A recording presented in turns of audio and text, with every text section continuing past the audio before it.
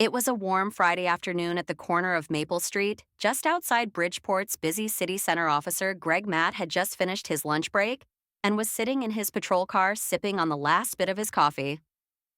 Greg was one of those officers who seemed to believe that the badge on his chest gave him the right to treat others however he wanted, and today that badge would lead him into a situation he'd regret for the rest of his life. Across the street, a black man dressed in a dark suit stepped out of a nearby cafe.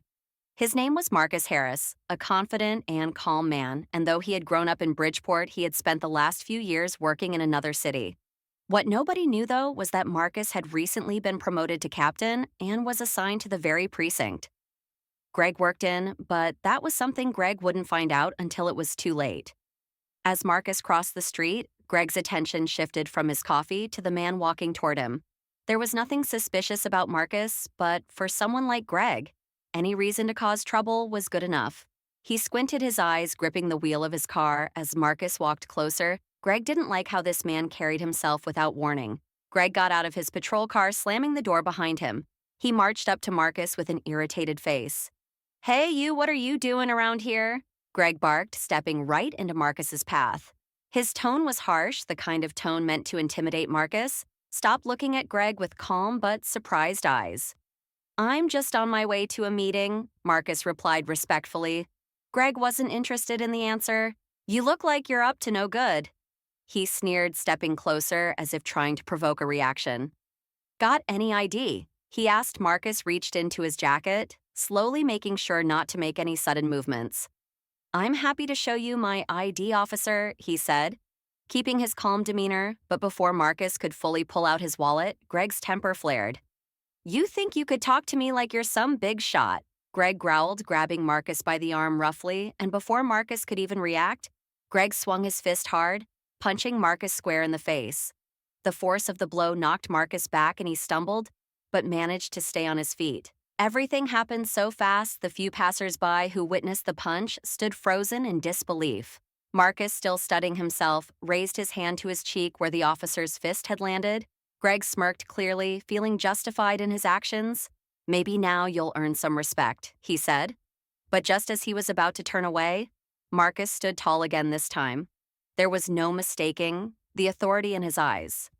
"You just made a big mistake, officer," Marcus said slowly. Greg snorted, still unaware of who he was dealing with. "Oh yeah, and what mistake is that?" Buddy Marcus stared at him no longer. The calm man who had just crossed the street. "I'm Captain Marcus Harris, the new captain of this precinct," he said. For a second, Greg froze and his face was turning pale. He blinked as if trying to process what he had just heard. What did you say?" He stammered, his confidence beginning to crack. "I said I'm the new captain," Marcus repeated, now standing firmly in front of the officer. "You just assaulted me, and I am going to press charges." Greg's smug expression melted away, replaced by panic. He couldn't believe what he had done. All the power and control he thought he had was now slipping through his fingers like sand. He had crossed the line L, and now there would be no turning back for a few heartbeats. Greg stood frozen in place, his mind trying to catch up with the words that had just come out of Marcus's mouth, the new captain. The thought buzzed in his head like an annoying fly. He had punched the new captain of his own precinct. Marcus stared at Greg for a moment longer before he calmly reached into his jacket and pulled out his wallet. This time, G didn't move. He watched speechless as Marcus pulled out his official ID card and held it up in his face. "I think this should clear things up," Marcus said, "but let me make myself even clearer. You assaulted a superior officer, I'm pressing charges, and you're going to answer for this." Greg's heart sank. He opened his mouth to speak, but no words came out. The arrogance that had been burning in his chest moments earlier had been completely extinguished. He could feel the eyes of the onlookers who had witnessed the entire exchange staring at him, judging him, and Marcus, calm and in control, wasn't done yet. Marcus took out his phone and without hesitation dialed a number. Greg could only listen as Marcus spoke to someone on the other end of the line. "Yes, this is Captain Harris. I need a squad down here at Maple and Fifth Avenue. There's been an incident involving Officer Greg Matt." He paused for a moment, listening. No injuries on my side, but there will be charges filed for assault. Please send someone immediately."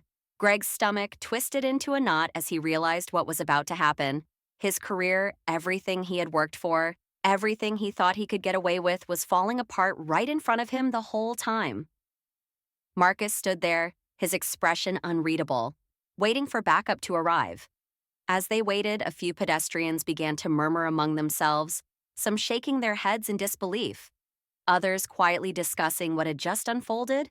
A few of them even recorded the entire incident on their phones.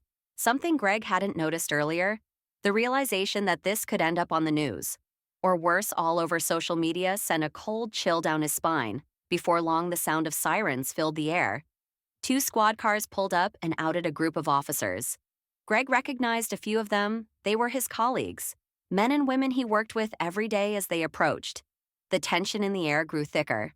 One of the officers, Sergeant Parker, a non-nonsense woman who had been with the department for over 20 years, stepped forward. "Captain Harris," she said, nodding respectfully. Her eyes flicked over to Greg and she raised an eyebrow, clearly not understanding the situation. Yet Sergeant Parker Marcus greeted her. "I'm pressing charges against Officer Matt for assault. He punched me in the face without any provocation." Parker's face tightened in shock and her eyes shot over to Greg, who stood there pale and sweating. "Greg, is this true?" She asked. Greg, for the first time in his life, didn't know what to say. He stammered, his usual confidence completely shattered. I didn't know he was the captain." Parker didn't wait for him to finish. "Whether you knew or not doesn't matter. You assaulted a superior officer," she said flatly. She then turned to the other officers and nodded. "Cuff him." Two of the officers' men Greg had shared coffee breaks with and laughed with stepped forward.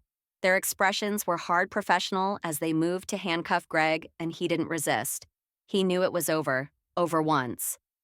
Greg was secured. Parker turned back to him.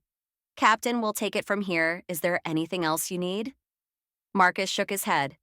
"Just make sure this gets handled by the book. Sergeant, I'll be pressing formal charges as soon as we get back to the station." The cold, hard metal of the handcuffs around Greg's wrists dug into his skin as the squad car pulled away from Maple Street. He couldn't believe it. Just a few minutes ago, he had felt like he was in control, like he had all the power. But now, sitting in the back of a police car, his career and reputation in ruins, he was nothing more than a criminal in custody. Thank you for watching till the end.